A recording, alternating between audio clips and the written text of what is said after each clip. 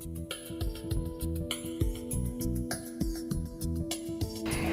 right, good afternoon, everybody. I'm Julie with Compassion Care. I'm the community education nurse, and I know I met several of you when I was here last month briefly.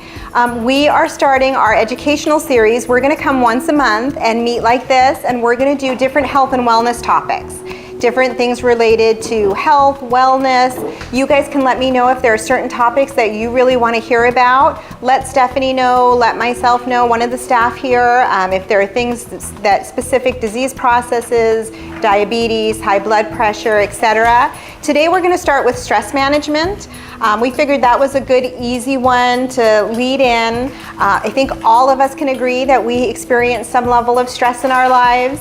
I usually ask, how many of you have experienced stress sometime in your life? Every hand goes up, right? So really the better question is there anybody here who's never experienced stress?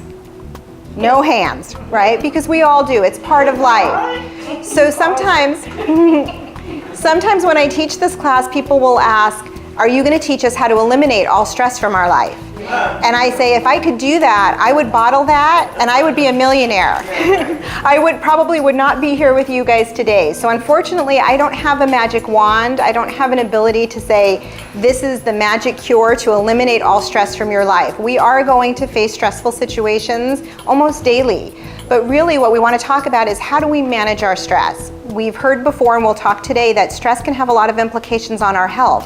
It really does affect us. It's not just hearsay. Research has proven that. So it's important that we learn how to manage it. And not all stress is bad stress. Some stress is good, and we'll talk about that as well.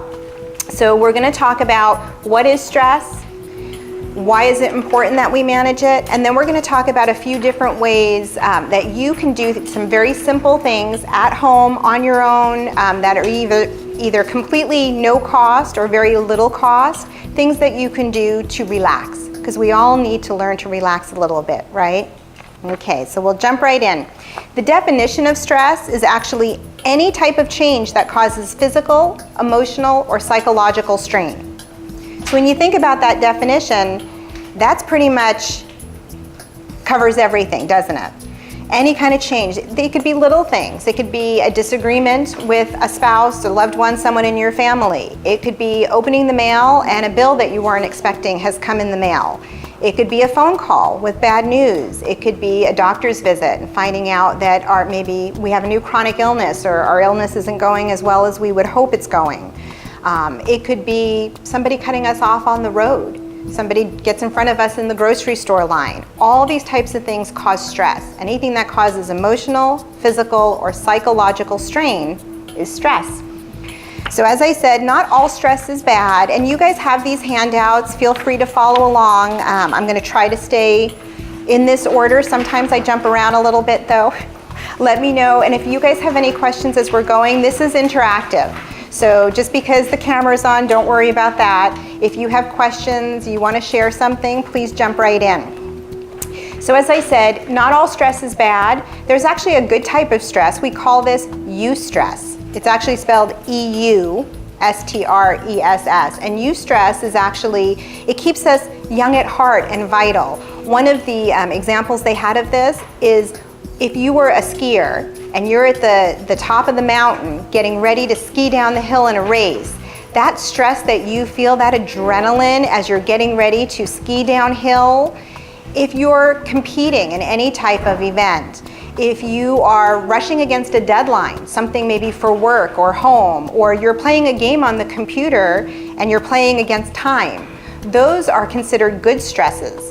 And it's short-lived, right? We have this rush of adrenaline, hormones like cortisol, our heart speeds up, we have this burst of energy, and it's short-lived. So that stress is actually good for us, and we want to experience that type that keeps us young at heart and vital. The next type we call acute stress. This is short-term. This is something that happens suddenly, and it's short-term. It resolves itself quickly. So this might be, the person cutting in front of you while you're driving or in the grocery store lane. Oh, it makes us mad for a minute. It causes a little bit of stress. Our blood pressure might go up for a moment, but it passes quickly, and we're able to kind of come back down to a normal, relaxed state. The next one is called episodic stress. The best way to describe this, have you guys ever heard the term drama queen? This is somebody who seems to go from one stressful situation to another. So even though they're short little things that should be resolved quickly, they tend to all roll together into one. We just go from one stressful event to another. We kind of thrive on the drama. We call that episodic stress. The next one, and the one we're going to focus on today, is chronic stress. Chronic usually is anything that lasts longer than about 2 months.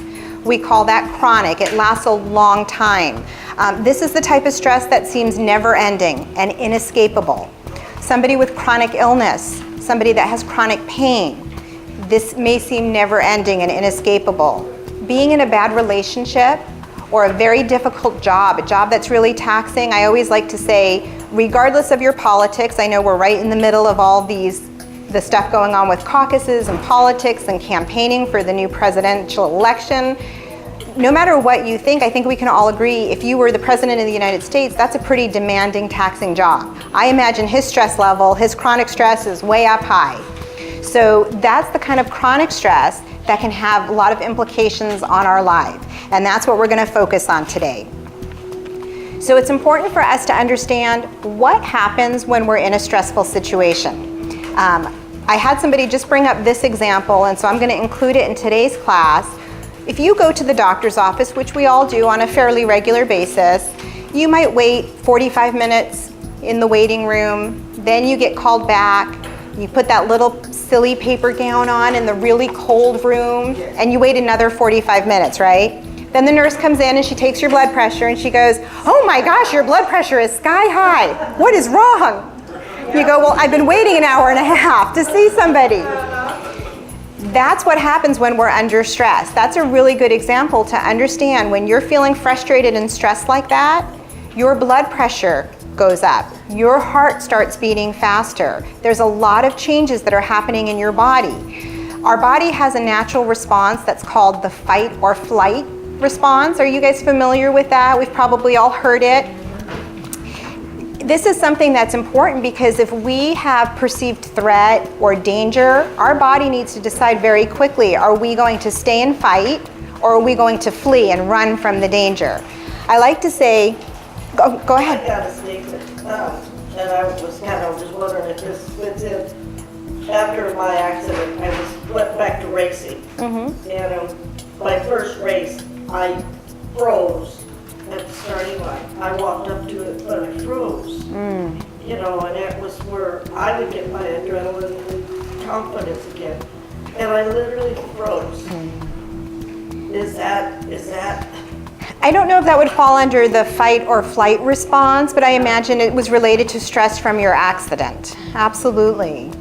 This is more, a good description is, 100 years ago, we didn't live in beautiful, nice homes that are safe, and we don't have a lot of threat. Our ancestors may have been living, kind of outdoor in cabins or even caves. If you came outside of your home and there was a big black bear or a mountain lion, you intuitively would have to decide, am I going to fight this danger or am I going to run for safety? So what happens in the body is we get this burst of hormones, adrenaline, cortisol, our blood pressure goes up, our heart starts beating faster. Our body actually shunts the blood away from things that maybe aren't necessary in this moment, like digestion, and it moves it all to our major muscle groups. So our legs and our arms, because if we had to fight a bear or run away from a bear, we need all that blood and energy in those major muscle groups. So it's a very normal, natural response to danger, but after that danger or threat is gone, our body has to come back down and relax. And if you've ever been in a situation like that, you know that your heart's beating, you're up here for a little bit, and then eventually you start relaxing. Well, what happens is when we're under chronic stress, our body forgets how to relax. We lose that relaxation response, and we stay at this higher level of stress, this kind of what our body's going through in the fight or flight for long periods of time. our blood pressure stays high, our heart rate stays high, we have high levels of adrenaline, high levels of cortisol. Those have effects on every part of our body, our kidneys, our liver, our heart, our brain. So there are really serious health implications. So we need to learn how to come back down from that high stress level and how to relax. Okay, I'm gonna go to our next page. What do you guys think if we're under chronic stress? What are some health implications? What do we think could happen? If we're living at that high level where your blood pressure is high,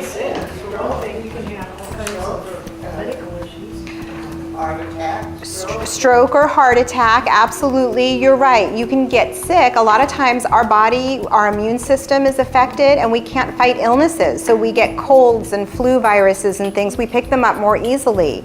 We may have chronic headaches.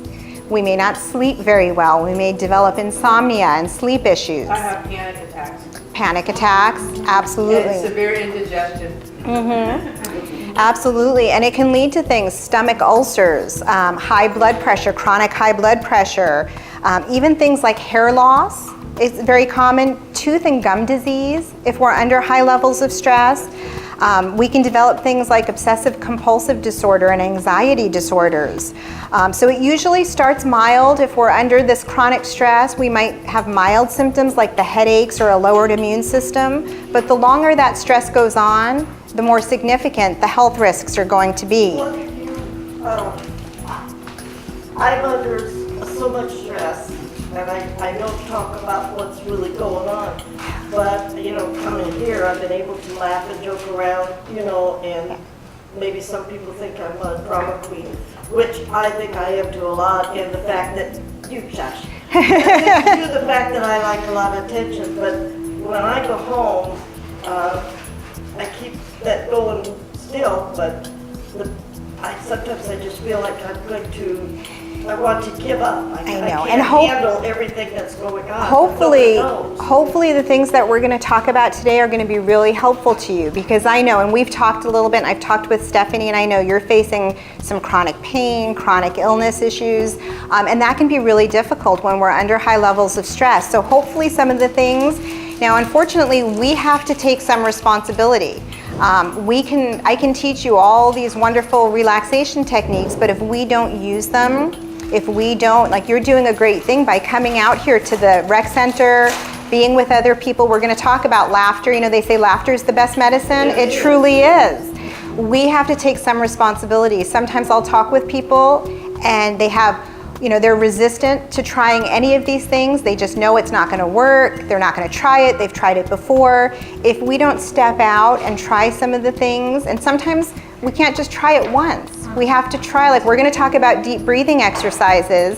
We may have to do them for 2 weeks straight, 10 minutes a day for 2 weeks before, oh my goodness, I take a 1 or 2 deep breaths and I really can feel myself relax. We have to teach our body how to relax. So hopefully some of the things we cover today are going to be really helpful to you, okay? I hope so. I mean, And then, you know, you go to the doctors and they do all the kind of blood work and they say, you got a high blood pressure. Okay, you know, what can I do about it? Okay, you have to change this, you change that. Right. You get your blood pressure down and you go off of medication. Then something else comes up, you know. Right. And you're still working on your blood pressure, or they say you're pre-diabetic. and again, all of these things are tied together because when we're under chronic stress, a lot of our other chronic illnesses are going to be affected, or we can develop new chronic illnesses. So let's get through the class, and then you and I can spend some time afterwards too. I'll be happy to stay. We can answer some more questions, maybe talk about developing a little bit of a plan for you, okay? And we'll see if any of these. I won't be funny no more. We don't want you to lose your sense of humor. So the physical effects to our health, and then also we know we can have mental effects to our health as well, right? We can have anxiety. If you're under high levels of stress, it can affect your ability to concentrate. You can have cognitive impairment. You can have your memory impaired, become more forgetful. So, you know, that's not a good thing, especially if you're playing bingo or poker. You want to be sharp, right? I know you guys play a lot of those games. You want to be sharp. We can have difficulty sleeping. We can lose our appetite and have eating issues, or just the opposite. What do a lot of people do when they're under stress? Overeat, right? We tend to reach for that. So we'll talk about that. Most people, they develop bad habits for dealing with stress. You know, we don't feel good when we're under stress. When we're at that high level and our blood pressure's up and our heart's racing and we have all that adrenaline, makes us a little shaky. We don't feel good. We want to feel better. So people tend to reach out to what we call medicating behaviors. We develop bad habits to make us feel better. Things like drinking, smoking, compulsive spending. I know a lot of people who, well, if I just go buy a new pair of shoes or a new purse, I'll feel better. And then we get ourselves into trouble. Same thing with gambling. The gambling's going to make me feel better, and then we find that we're in debt and we can't afford that gambling. And I'm not saying there's anything wrong with playing, you know, a few slot machines, but when it gets to the point that you're doing that to relieve stress and we're getting into trouble, we need to find other ways to deal with it. So what are some healthy ways to reduce stress? I'm going to go over this list with you, and then we're going to talk about a few of these a little bit more in depth. The first one is breathing exercises. Now, I think I've told some of you, I have 6 teenagers in my life, so you can imagine my level of stress is really high most of the time. I have a 17-year-old son who is the smartest kid on the face of the planet, and he knows it. And I think he's at that age where he wonders how I get myself dressed in the morning, because the smarter he gets, the dumber I get, right? He knows everything. And when we were building this class, he was kind of watching over my shoulder and he said, "You're going to teach people how to breathe? Duh, Mom. Good thing you wasted all that money in nursing school, because people do that automatically." Thanks, teenager. But we are going to talk about specific breathing exercises and why that's important.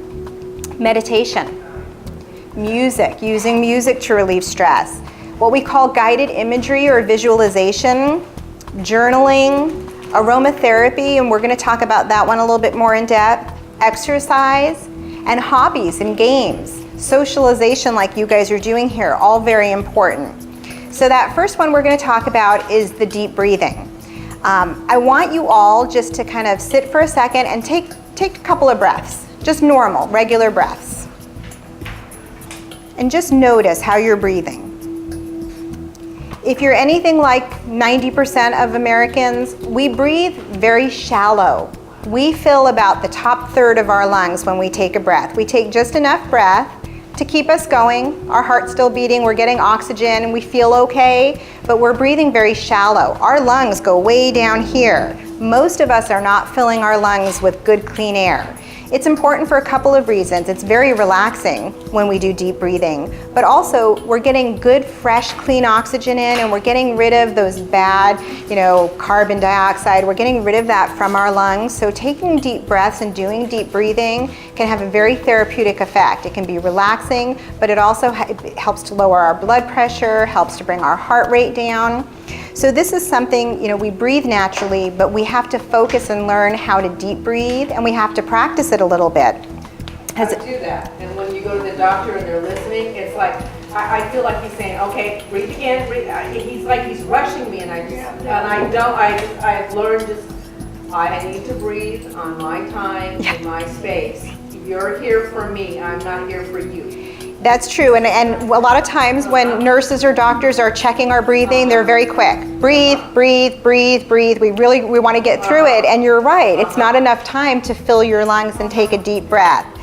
So you don't need anything for this. You don't need to buy anything. You don't need any special equipment. So it's one of the reasons I like it. It's the easiest one to do. So if you guys are game, we're going to actually do this together. All we need to do it is a quiet environment and a comfortable place. So obviously here, sitting in chairs in a classroom is not the most relaxed and comfortable environment, but we're going to pretend. Yeah. When you're home, I would recommend, if you have a favorite recliner, you can do it. A lot of people like to practice before they go to bed at night. And if you're someone who has trouble falling asleep, I know for me, I am so exhausted by the time I get through my day, and all those teenagers and everybody goes to bed. I'm so tired, and then I lay down, and what happens? My brain starts going. You clonk out right now, an hour and a half later, I'm way away. Yeah. Yeah. And usually we have a hard time shutting off our brain. We're thinking about, what did we forget to do today? What do we have to do tomorrow? Oh my gosh, I left laundry in the washing machine. And that's when my brain kicks into high gear. So doing the deep breathing, you have to focus on that. Very relaxing. So I've talked to a lot of people that trying that right as they're laying in bed and getting ready to go to sleep, they don't even realize that they've drifted off to sleep, and they wake up in the morning and go, wow. So that's a really good time to practice it, but you can do it anytime, day or night. You want to just, again, be comfortable. I always say, use the restroom before, because otherwise you'll sit down, you'll get all ready to get comfortable and start meditating or deep breathing, and that's when you'll decide you have to go potty. So use the restroom and make sure you've got comfortable clothes, because if you've got an itchy sweater or that tag's bothering you, that's when you're going to notice it, because now you've relaxed. Make sure you're comfortable. We're going to start with just sitting. You can put your hands in your lap if you're comfortable. Sometimes putting your hands palm up is very relaxing. We just kind of rest them. I want you to concentrate on where your shoulders are. I know for me, by the end of the day, sometimes I'm walking around like this. I've lost about 2 inches of my neck from stress. So we're all going to think right now and concentrate on lowering our shoulders. Maybe do a couple like this. Roll your shoulders a little bit. Try to relax them. We're going to take deep breaths. We're going to breathe in through our nose and out through our mouth. Some people find if they purse their lips almost like they're whistling, it helps the breath go out slowly. We're going to concentrate on filling our lungs. We want to get the air as deep in our lungs as we can, comfortably. So we're going to do another deep breath in through our nose, out through our mouth. Let's do 2 more. In through our nose, out through our mouth. We're going to do 1 more. If you feel like you're having trouble, you can put your hand kind of on your belly. Do you feel your belly expanding? Are you filling your lungs as far as you can? Deep breath in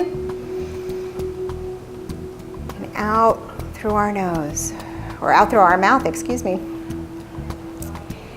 Now when you start doing this, if you're not used to it, you may get lightheaded. And I always tell everybody, if you start feeling lightheaded, just stop. Sometimes we have to work our way up. You may only be able to do 5 deep breaths to start. We want to aim for getting to 5 or 10 minutes each day of the deep breathing. We're teaching our body what to do. Could you tell in just those 3 or 4 breaths, did it feel relaxing? Do you feel a little more? It's a wonderful thing to do. Yeah, it's a wonderful thing, but we have to teach our body. What happens is if you practice this for 5 or 10 minutes every day, consistently, when you get into a stressful situation, you're in the doctor's office, you're in a long line at Costco, you're driving and somebody cuts you off. If you immediately take 1 or 2 deep breaths, your body knows how to respond. And it says, oh, I'm supposed to relax. Let's lower the blood pressure, let's lower the heart rate, let's lower those hormone levels. And immediately, it's like muscle memory. When we're learning to do new things, our body remembers how to react, but we have to practice it. This is what we were talking about before. We have to actually do it. And so I like teaching this class. Often it's one of my most requested because it reminds me at least once a month, I'm not breathing. I'm not doing my deep breathing. When I do it, I hold my breath for about 5 seconds before I let it out. Is there a reason? Whatever's more comfortable for you. Some people do like to do that and they feel like it brings them to a deeper state of relaxation, but you don't have to. Some people, especially if you have any kind of lung issues, you might have a hard time holding your breath. So just try to breathe in and out. It's just doing that deep, slow breathing. And again, you may have to work up to it. So the next thing that we're going to talk about, and we can do this combined with our deep breathing, is what we call guided imagery or visualization. It sounds really fancy, but basically we're going to picture something in our mind that's going to help us relax. So they usually recommend thinking about what's a really happy place or a happy memory for you. So I'm going to give you an example. I grew up in New York by the beach. I spent a lot of my childhood on the beach. It's a very wonderful place for me. If we drive to California now, as soon as I smell that sea air or put my feet in the sand, oh my goodness, I relax immediately. That's my happy place. Now, my husband is from the mountains. He's from Idaho. He hunts and fishes. He likes fly fishing. So for him, it might be standing on the edge of a creek, doing his fly fishing thing. Other people, other examples might be sitting by a fireplace. Maybe you had a wonderful golden retriever at some point in your life named Daisy, and Daisy's not with you anymore, but you think about how you used to sit next to the fireplace and pet Daisy's head. Well, what's important when we're visualizing is we want to engage all of our senses. So for me, when I'm thinking about the beach, I'm thinking about, what does it smell like when I'm at the beach? Can I smell that salt air? What does it feel like? Can I feel the wind? You know, it's usually pretty breezy at the ocean. Can I feel the breeze blowing my hair? Can I hear the seagulls overhead? Can I hear the waves crashing? The more that we can think about, what does it sound like? What does it smell like? What are those feelings, that sensory perception of being in that place? We basically are visualizing and putting ourselves in that happy place. It can even be sitting next to someone you love who maybe isn't with you anymore, just sitting on a bench and holding hands with someone you love. So think about what might be that happy place for you, that place that makes you feel really good and really happy and relaxed, and add that to your deep breathing. It'll take your relaxation to an even deeper level. The next one is meditation, and they're very similar. With meditation, our goal is actually to not think about anything at all. Have you heard the term mindfulness? It's really popular right now. They talk about being mindful of just the present moment. So when we can focus our thoughts just on the present, that really is the key to meditation. And meditation is not new. Visualization, these have been practiced for, thousands of years. When we meditate, it's the same thing. We don't need anything fancy. We just need a quiet environment. We want to be comfortable. Same thing, we start with that deep breathing, and then we actually want to kind of just focus on that present moment. When we are trying this, our mind is going to wander. We're going to start thinking about, oh, in 15 minutes I have to go, or I have to pick up dry cleaning later. I better not forget that. The act of taking your focus from over here on the side, thinking about picking up the dry cleaning and bringing that focus back to the moment is what's most beneficial in meditation. So it's not the fact that we want to train our minds not to wander. It's training it when it wanders to be mindful and bring it back to the present. And that's kind of a very brief synopsis of meditation. And a lot of people find that that is also very, very helpful for them. Again, they recommend 5 to 10 minutes every day if we can practice being very mindful, being very focused and still. It's very helpful, very therapeutic. So the next one we're going to talk about is aromatherapy. Are you guys familiar with aromatherapy? There's been kind of this resurgence, especially the last couple of years. There's a lot of companies right now that are doing what we call essential oils. They'll even come here and do a class for you or come to your home. Again, aromatherapy is not new. Eastern medicine has been using it for thousands of years. Basically, when we talk about aromatherapy, we're talking about plant materials and plant oils, like essential oils and aromatic compounds, and we use them for the purpose of altering our mood, our cognitive, psychological, and physical well-being. And they've actually done research studies where they, can hook electrodes to our brain and watch our brain patterns. And when we smell certain smells, there are definitive changes in our brain patterns. So they've done research that supports aromatherapy really does affect how we feel, how we think, how we behave. All scents are not created equal, and they don't all have the same impact. So today we're just going to talk about a few of the common ones. And then you see on your table I brought some lotion. We're going to do a little experiment with that in a moment, and we'll put some lotion on. So the first one that's popular is rosemary. Now, many of you might have rosemary by your home. This is very common here in Las Vegas. I have, my whole front hedge is fresh rosemary. So when I walk by and I touch it, those oils are on my finger. It smells so good. Rosemary is associated with feelings of contentment, and it's also been shown to have a positive effect on our performance and mood. So if you're getting ready to play a mean game of poker or bingo, you might want to smell some rosemary oil because it might improve our performance, right? It also lowers cortisol levels. Remember, we talked with stress, hormones like adrenaline and cortisol get raised. Rosemary helps lower those cortisol levels. So this may be a good choice for de-stressing. The next one is lavender, and a lot of us have heard about lavender. Very popular. It's very relaxing. It's soothing. It's been shown to have a mild sedative effect, so a lot of times people use this when if they're having difficulty sleeping. It became so popular that even when my guys were babies, and we're talking, at least 10, 15 years ago, Johnson & Johnson came out with an entire lavender scented line of baby wash, baby lotion, so that when the baby was, fussy and having difficulty sleeping, you would rub some lavender on them and help them go to sleep. There are sprays, linen sprays that you can spray like on your pillow so that when you lay your head down, you get this wonderful lavender smell. You can take the oils and diffuse them in like a humidifier where it puts the scent in the air. Now there's different kinds of lavenders. Which kind of lavenders? There are certain ones that are better for certain things. There's some for cooking and some for, so which lavender is And this the one, better? they just talked about general lavender. So again, I'm not an expert on essential oils. I know that there are companies like Young Living and doTERRA oils right now, and those people are very well versed in all of the different oils and the different, tweaks and how they affect. So I would definitely check with somebody. I know they have, a lot of them are plants, and so you can get the plant that would best suit you. Because Right. there's the cooking lavender and then there's the scented lavender. Right.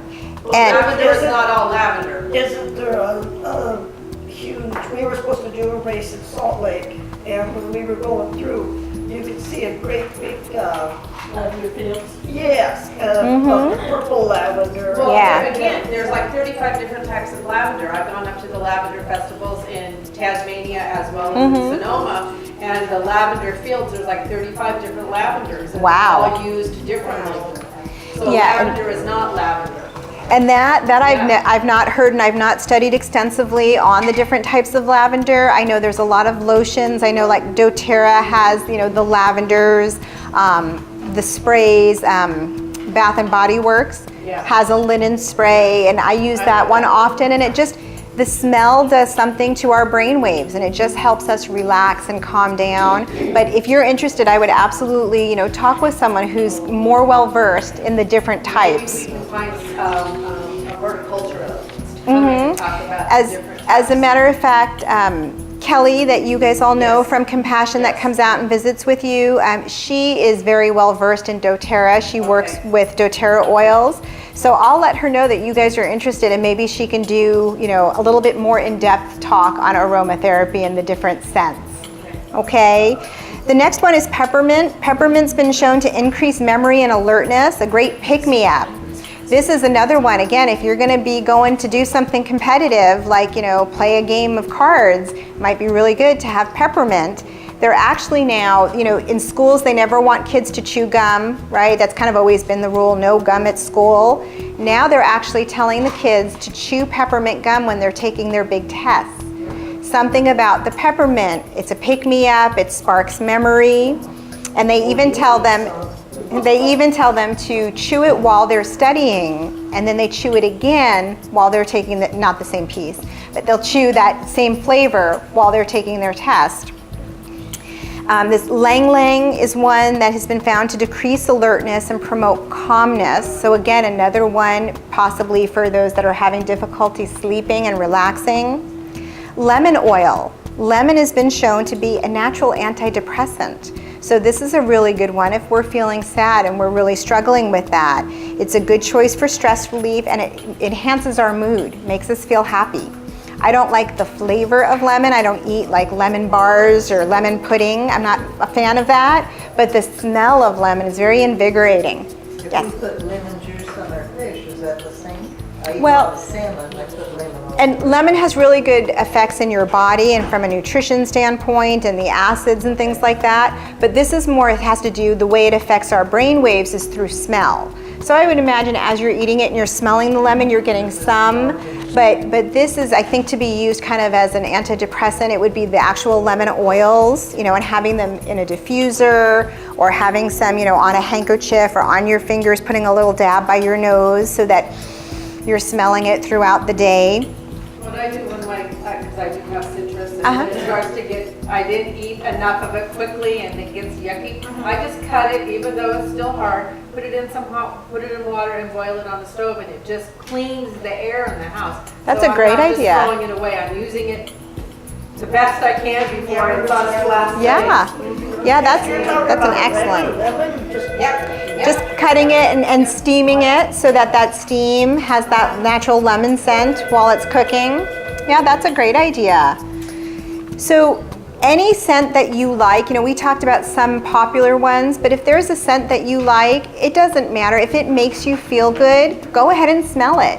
What I do want to caution you though is if we don't know the quality of the oils, we don't want to ingest them or rub them on our skin. Now obviously I brought some today and it's lotion, so it's meant to go on our skin. We use this for our patients. There are some that are actually food grade and you can make them into a tea. Some of them you can ingest, like if you're fighting a cold, they have, you know, benefits to our immune system. But if you don't get them from a high quality source and you're not sure, go ahead and smell them all you want if it makes you feel good, but don't ingest or rub them on your skin. Okay? Is that something we could do? We make some lotions and potions? Yeah, possibly. We can talk to Stephanie about, you know, doing a class on the different, and that would probably be something good for Kelly. I bet she'd really enjoy doing that. Yeah. So we're not going to go in depth on some of these others, but I want to just touch on them before we finish up. Journaling. Are any of you guys journalers? Yeah? Okay. They say the act of writing is very therapeutic. It helps us get things up and out. A lot of people, again, get hung up, well, I don't know how to do it. I don't have the time or the money. You don't need anything fancy. I mean, they do sell beautiful journals. I've seen them at TJ Maxx and Marshall's, you know, for $5 or less that have Bible verses or beautiful roses or pictures of kittens and puppies on them. But you could also use a 99-cent spiral notebook. It doesn't have to be fancy paper or a fancy book. Some people like to write about what happened during the day. Other people like to write about memories from their past. You might focus on, you know, what are some happy memories from my past and start journaling about those memories. Maybe a wonderful family trip that you took or time with a loved one. Other people do things like a gratitude journal, each day writing things that they're thankful for and grateful for. This is for you and for your benefit. There's no right or wrong way to do it. Just start writing.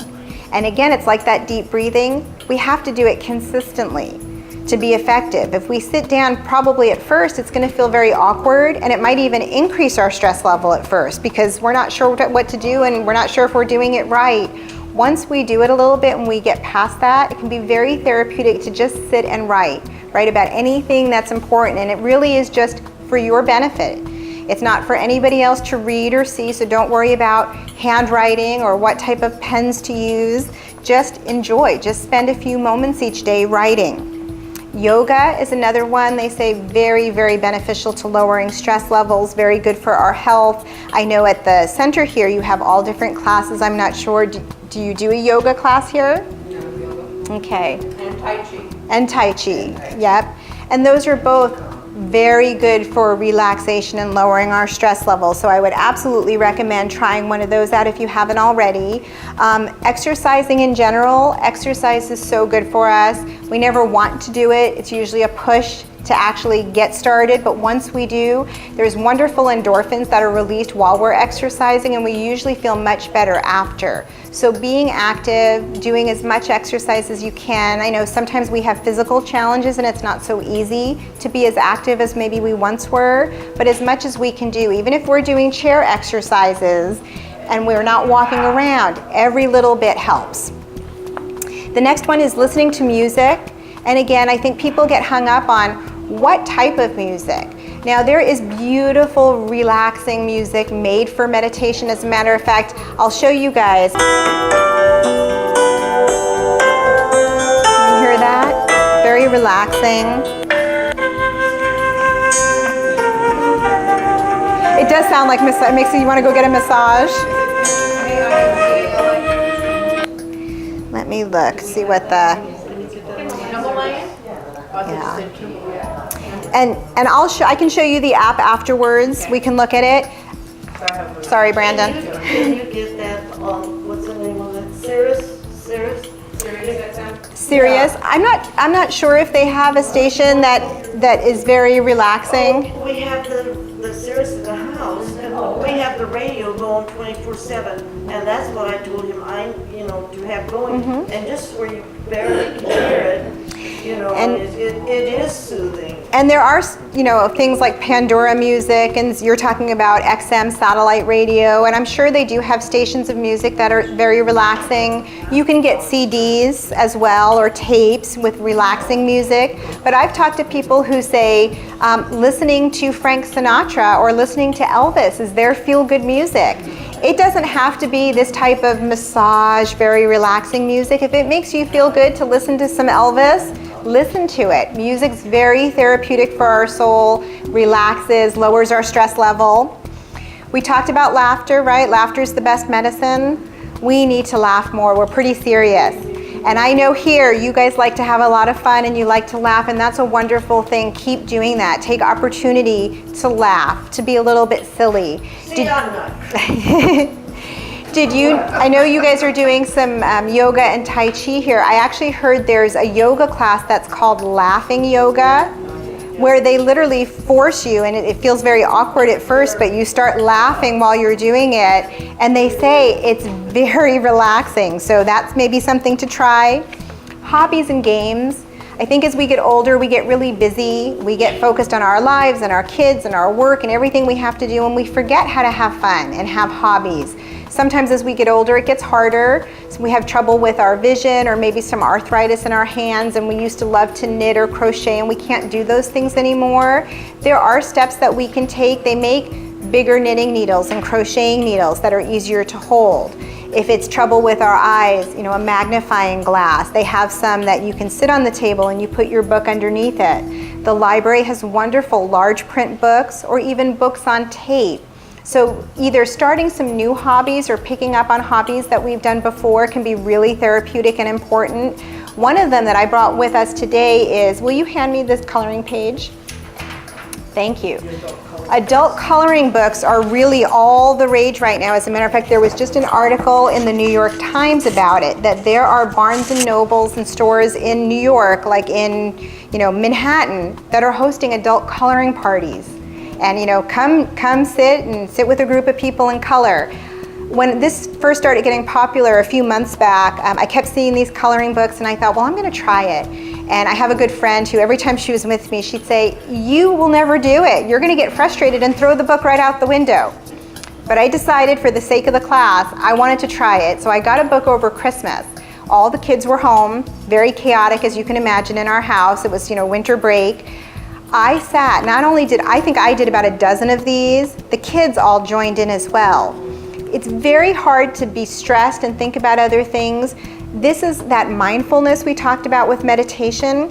You have to focus. We don't have to exert a lot of mental energy, because we're not thinking, how to figure out a problem. We're not doing math or trying to write something, but we do have to focus on coloring and staying inside the lines. Now, most of us think, I haven't colored since I was in kindergarten. That's ridiculous. But it really was very relaxing. The kids were doing their thing, and the TV was on, and there was all sorts of activity. And I just sat and I focused and I colored, and I would show you some of my beautiful drawings, but the last time I did this class, everybody wanted to keep them. So they kept all of my drawings, and I haven't had a chance to do some more. I just used markers, different colored Sharpie markers that are very fine print or fine tip. Some people like to use crayons, some people like to use pencils. I just got a second book because we finished the book from Christmas. I got it at Sam's Club for $8, and it's about this thick. They are not expensive. All the bookstores have them. I've seen them at stores like Ross and Marshall's and TJ Maxx. Michael's, Hobby Lobby, I imagine, would have them. Very, very therapeutic. I would recommend trying this. So I brought this one for you today. You can take it home. We're not going to do it today in the class together, but take it home and try it. And if it's something that you really enjoy, we can talk to Stephanie about maybe hosting a coloring class, once a week where you guys can come together. You can even print these off the internet.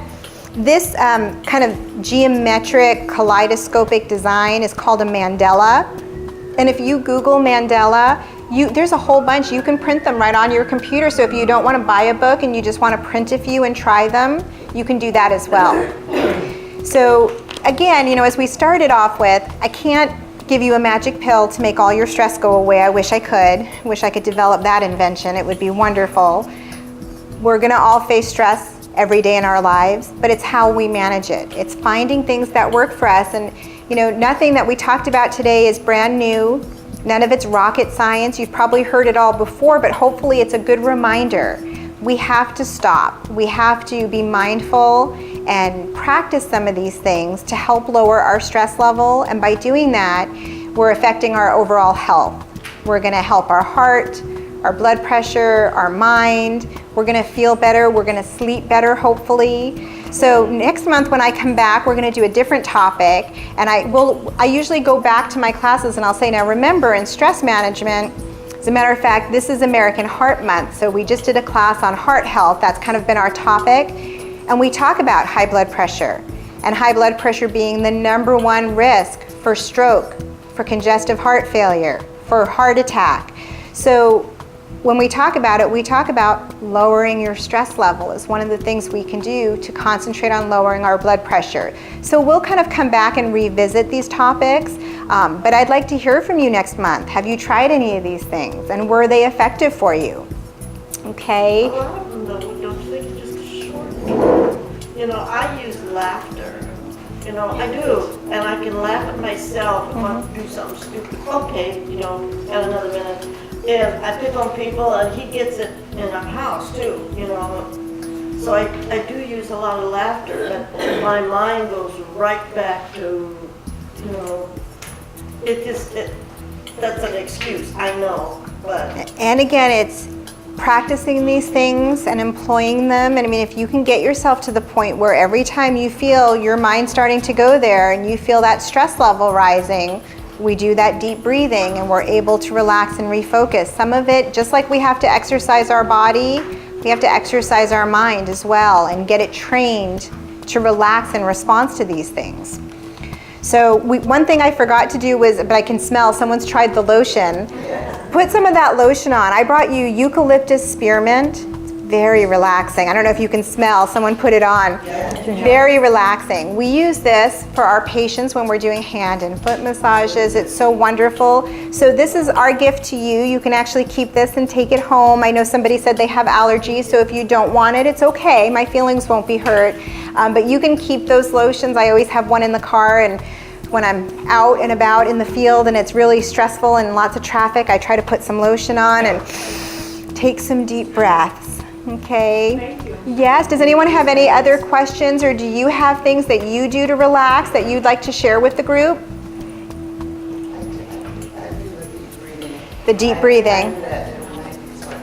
Every night before she goes to bed, she does the deep breathing. I like to do it in the morning when I go out to feed the horse and stuff because it's so brisk and Uh-huh. cold and stuff, so I'll do it as I'm walking out. So you do deep breathing in the morning as you're going out to feed your horses. That's wonderful. Has anyone tried any of these things like meditation? And yeah, meditation, it does. It takes some practice, right? So we want to encourage those of you that maybe haven't tried it. It takes some time. It takes some practice. So don't give up. These are really good techniques to lower your stress. I've also heard that it takes 6 weeks of what you're doing new for it to not be new anymore. So it's to replace a habit. Right, to become a habit. Yes, you're right. I've heard that as well, that it takes a long time of doing something every day or at least multiple times per week before it becomes part of our routine. Absolutely. Well, thank you guys so much. And I will see you next month and we'll do a different topic.